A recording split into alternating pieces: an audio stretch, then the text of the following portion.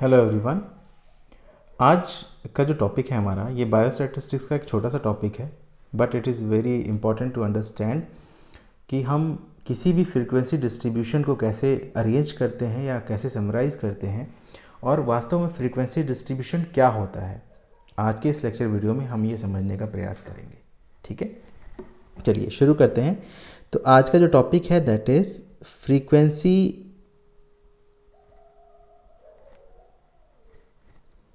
Distribution.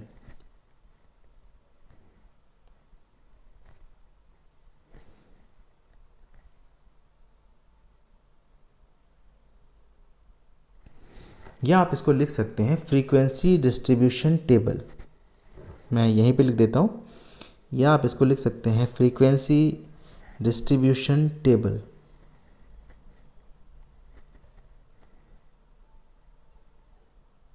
जब values को उनकी फ्रीक्वेंसी के आधार पर अरेंज किया जाए। आपको याद होगा जो बायोस्टैटिस्टिक्स का इंट्रोडक्शन वाला वीडियो है उसमें आपने देखा होगा कि जब हम वेरिएबल्स की बात करते हैं, जब हम वेरिएबल पढ़ते हैं तो there are two types of variables. दो प्रकार के वेरिएबल्स मैंने आपको बताए थे। एक होते हैं डिस्क्रीट वेरिएबल्स और दूसरे होते हैं कंटिन्यूअस वेरिएबल्स। ठीक है, ये डिस्क्रीट वेरिएबल्स बनाते हैं डिस्क्रीट सीरीज और कंटिन्यूअस वेरिएबल्स बनाते हैं कंटिन्यूअस सीरीज। जब हम डिस्क्रीट वेरिएबल्स की बात करते हैं तो डिस्क्रीट वेरिएबल्स में ऐसी वैल्यूज़ होती हैं उस सीरीज़ में जिसमें एक से दो वैल्यूज़ के बीच में कोई गैप या ब्रेक आता है, उसे हम डिस्क्रीट वेरिएबल या डिस्क्रीट डेटा या डिस्क्रीट सीरीज़ कहते हैं। जैसे मान लो कोई वैल्यूज़ हैं 6, 7, 10, 15, 1, 12 एंड 90। तो इस प्रकार की जो सीरीज़ है ये एक डिस्क्रीट सीरीज़ कहलाएगी, क्योंकि इसमें आप देख सकते हैं एक से दो वैल्यूज़ जो हैं उनके बीच में गैप आ रहा है। जब हम कंटिन्यूअस सीरीज़ की बात करेंगे तो कंटिन्यूअस सीरीज़ की जो वैल्यूज़ होंगी उसमें कोई गैप या ब्रेक नहीं आएगा, वो कंटिन्यूअसली चलेंगी। इसलिए उनको हम क्लास इंटरवल्स में डिनोट करते हैं, जैसे 1 से 10, 11 से 20, 21 से 30 एंड सो ऑन। अब ये क्लास इंटरवल जो है वो 10 का भी हो सकता है, 20 का भी हो सकता है, 5 का भी हो सकता है, डिपेंडिंग अपॉन कैसा डेटा ऑब्जर्व किया गया है। ठीक है, तो इस डिस्क्रीट और कंटिन्यूअस वेरिएबल को हम समराइज करते हैं टेबल में। इसी को हम कहते हैं फ्रीक्वेंसी डिस्ट्रीब्यूशन टेबल। और ये फ्रीक्वेंसी डिस्ट्रीब्यूशन टेबल तभी बनता है जब डेटा बहुत बड़ा होता है। जब हम आगे कैलकुलेशंस पढ़ेंगे मेजर्स ऑफ सेंट्रल टेंडेंसी की, मीन की जब हम बात करेंगे या मीडियन या मोड की बात करेंगे, तो हम इसमें दो तरह से पढ़ेंगे। मैंने आपको पहले बताया था अनग्रुप डेटा और ग्रुप डेटा। तो ग्रुप डेटा में ही ये दोनों चीज़ें आएंगी, डिस्क्रीट सीरीज़ और कंटिन्यूअस सीरीज़। ठीक है, अब डिस्क्रीट सीरीज़ कैसे बनती है, डिस्क्रीट सीरीज़ की वैल्यूज़ को आप कैसे अरेंज कर सकते हैं, ये कैसे बनती है, हम पहले इसकी बात करते हैं। तो अगली हमारी हेडिंग होगी डिस्क्रीट सीरीज़।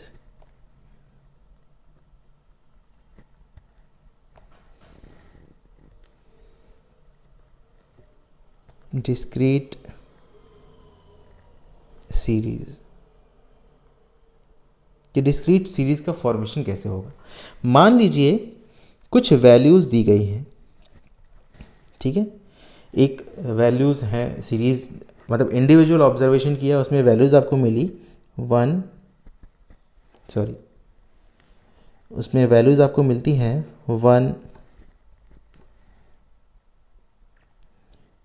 2, 9, 9, 1, 3, 4, 6, 1, 9, 2, 6, 10, 11, 9, 6, 10, 1, 2, 3, 4, 9, 6, 6, 10, 11, 12,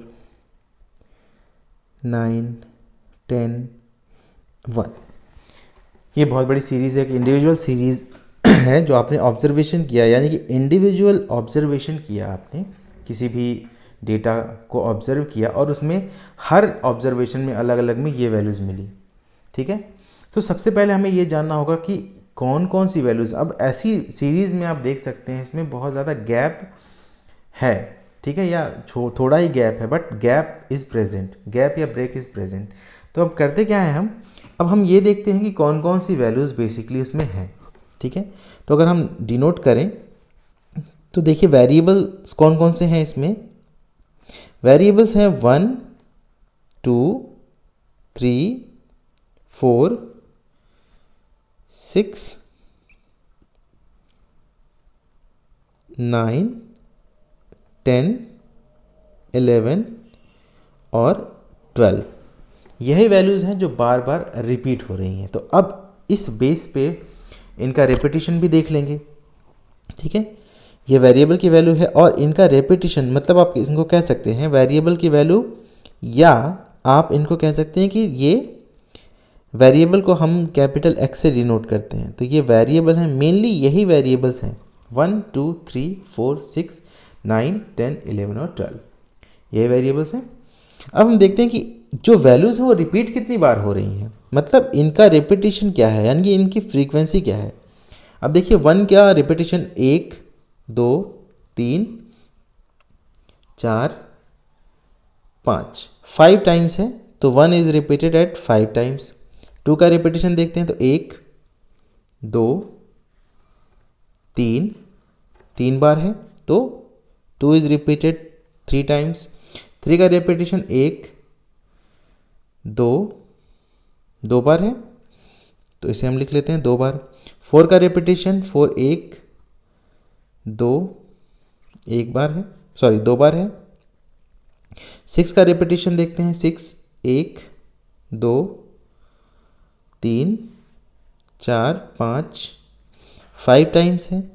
9 का रिपीटिशन देखते हैं तो 1 2 3 4 5 6 6 टाइम्स है। 10 को देखते हैं कितनी बार रिपीट हुआ है, तो 1 2 3 एंड 4 टाइम्स 10 रिपीट हो रहा है। 11 को देखिए, 11 1 और 2 बार 11 रिपीट हो रहा है। 12 को देखते हैं, 12 सिर्फ 1 बार है इस सीरीज़ में, ठीक है। तो अब जो वैल्यूज़ हैं, यानी कि वेरिएबल की जो वैल्यूज़ हैं और उनका रेपिटेशन क्या है, उसी के बेस पे हमने ये डिसाइड करना होता है या हमें ये सीरीज़ बनानी होती है, ठीक है।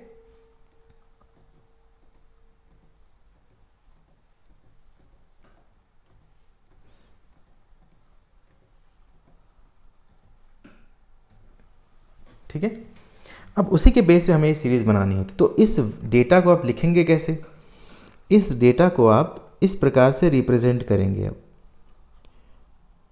मैं यहीं पे बना दे रहा हूँ, एक टेबल बनाएंगे 2 रोज़ का,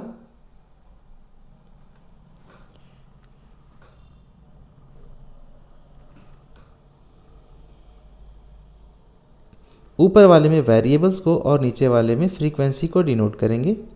वेरिएबल्स बेसिकली कौन कौन से, 1 2 3 4 6 9 10 11 और 12, ये वेरिएबल की वैल्यूज़ हैं 1 2 3 4 6 9 10 11 और 12।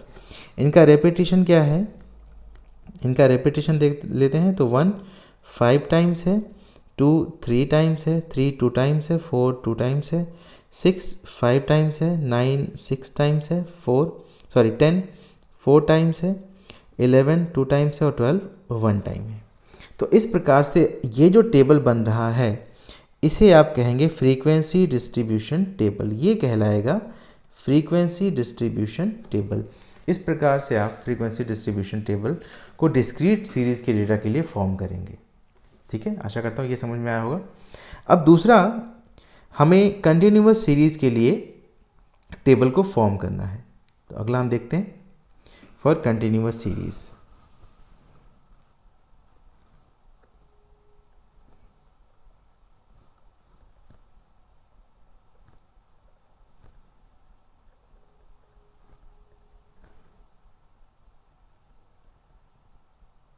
कंटिन्यूअस सीरीज़ के लिए हम फ्रीक्वेंसी डिस्ट्रीब्यूशन टेबल कैसे बनाएंगे।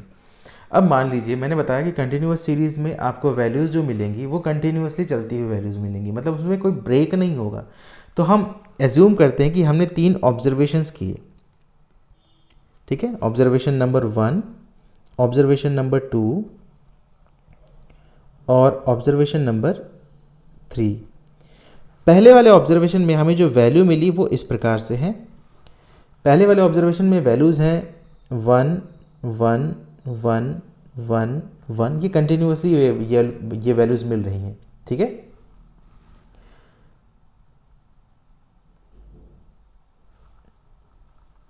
वन वन, ठीक है। और फिर वैल्यूज़ मिली 2 2 2, फिर 3 3 3 3 4 4 4 5 5 5 5। इस तरह से पहले ऑब्जर्वेशन में वैल्यूज़ मिली। दूसरे ऑब्जर्वेशन में वैल्यूज़ मिलती हैं 6 6 7 7 8 8 8 8। अब ये अलग अलग इंडिविजुअल ऑब्जर्वेशंस हैं, मैं बहुत सिंपल सा एग्जांपल आपको समझा रहा हूँ, ठीक है। 9 9 और 10, ये कंटिन्यूसली वैल्यूज़ मिल रही हैं। फिर थर्ड जो ऑब्जर्वेशन है इसमें वैल्यू मिली 11 11 11 11 और 11। और फिर वैल्यूज़ मिलती हैं 12, फिर मिलती है 13 13 14 14 और 15। अब देखिए अलग अलग, पहले हम फ्रीक्वेंसी डिस्ट्रीब्यूशन टेबल बनाएंगे वेरिएबल्स के बेस पे। तो पहली फ्रीक्वेंसी डिस्ट्रीब्यूशन टेबल देखते हैं। पहले डेटा के आधार पे जो फ्रीक्वेंसी डिस्ट्रीब्यूशन टेबल बनेगा उसको हम देख सकते हैं इस प्रकार से।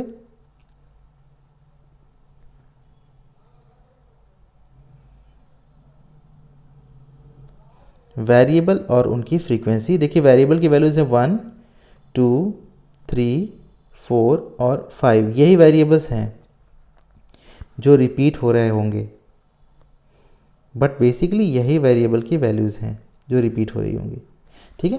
1 का रिपीटेशन है 7 टाइम्स, 2 का रिपीटेशन है 3 टाइम्स, 3 का है 4 टाइम्स, 4 का 3 टाइम्स और 5 का 4 टाइम्स, ठीक है।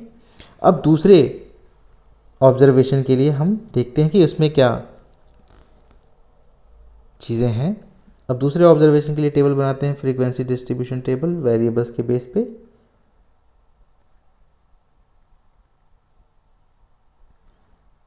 तो देखिए इसमें भी वेरिएबल्स हैं, वेरिएबल्स और उनकी फ्रीक्वेंसी। वेरिएबल्स बेसिकली हैं 6 7 8 9 और 10। अब 6 का रिपीटेशन कितनी बार है ये देख लेते हैं। 6 2 बार रिपीटेड है, 7 भी 2 बार रिपीटेड है, 8 जो है वो 5 टाइम्स है, 9 2 टाइम्स है, 9 जो है वो 2 टाइम्स है और 10 1 टाइम है। इसी प्रकार से थर्ड जो ऑब्जर्वेशन है उसके लिए हम देख लेते हैं वैल्यूज़ को।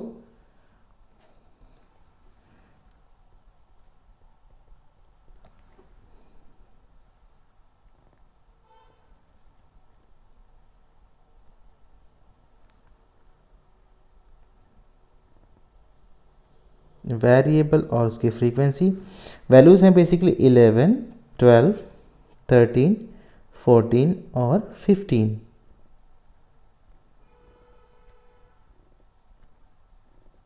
रिपीटेशन देखते हैं तो 11 जो है वो 5 टाइम्स रिपीटेड है, 12 1 टाइम है, 13 2 टाइम है, 14 2 टाइम है और 15 1 टाइम है। तो ये इस प्रकार से अलग अलग हमने फ्रीक्वेंसी डिस्ट्रीब्यूशन टेबल बना लिया। अब इसको एक साथ हम कंटिन्यूअस सीरीज़ के लिए कैसे सम अप करेंगे, तो देखिए हम एक साथ इसको सम अप करते हैं। क्लास इंटरवल की वैल्यूज़ में इसको मैं कलर चेंज कर लेता हूँ। एक साथ जब हम क्लास इंटरवल की वैल्यूज़ में इसको सम अप करेंगे तो किस प्रकार से इन सब को हम डिनोट करेंगे देख लेते हैं।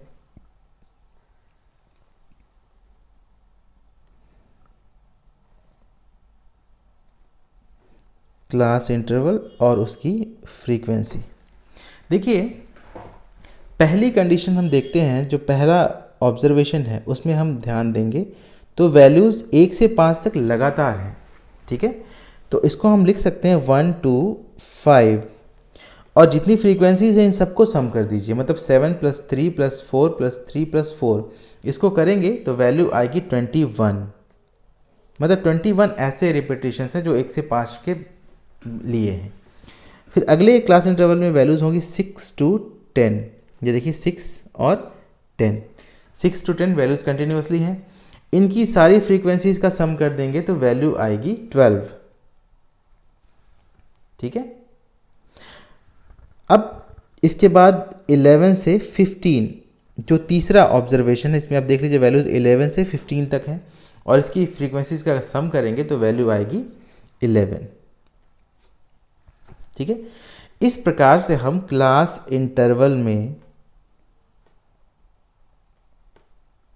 वैल्यूज़ को डिनोट करते हैं जब हम फ्रीक्वेंसी डिस्ट्रीब्यूशन टेबल बनाते हैं किसी कंटिन्यूअस सीरीज़ के लिए। ठीक है। दो चीज़ें हैं, जब डिस्क्रीट सीरीज़ के लिए हम बनाते हैं और जब कंटिन्यूअस सीरीज़ के लिए बनाते हैं। डिस्क्रीट सीरीज़ में क्या करेंगे कि जितनी वैल्यूज़ हैं उनको अलग अलग लिख लेंगे जो वैल्यूज़ रिपीट हो रही हैं और उनका रेपिटेशन नोट करेंगे। जो वैल्यूज़ हैं उनको एक बार ही कर देंगे, बड़े से डेटा में से वैल्यूज़ को अलग कर लेंगे, उनके रेपिटेशन को हम लिख लेंगे तो फ्रीक्वेंसी डिस्ट्रीब्यूशन टेबल उसके लिए बन जाएगा। जब कंटिन्यूअस सीरीज़ की बात करेंगे तो अलग अलग, क्योंकि डेटा पूरे सीरीज़ में होगा मतलब एक कंटिन्यूटी में होगा, तो वैल्यूज़ को सेपरेट कर लेंगे, उनकी फ्रीक्वेंसीज़ को सेपरेट कर लेंगे, फिर अलग अलग क्लास इंटरवल बना के उनकी फ्रीक्वेंसीज़ को डिनोट कर देंगे। इस प्रकार से आप फ्रीक्वेंसी डिस्ट्रीब्यूशन टेबल को फॉर्म कर सकते हैं। आशा करता हूँ आज ये फ्रीक्वेंसी डिस्ट्रीब्यूशन वाला कॉन्सेप्ट आपको समझ में आया होगा। जल्दी मिलते हैं नेक्स्ट वीडियो में। Thank you so much, thanks a lot for watching the video. और शेयर ज़रूर कीजिए, सब्सक्राइब करवाइए चैनल को और कमेंट कीजिए। Thanks a lot.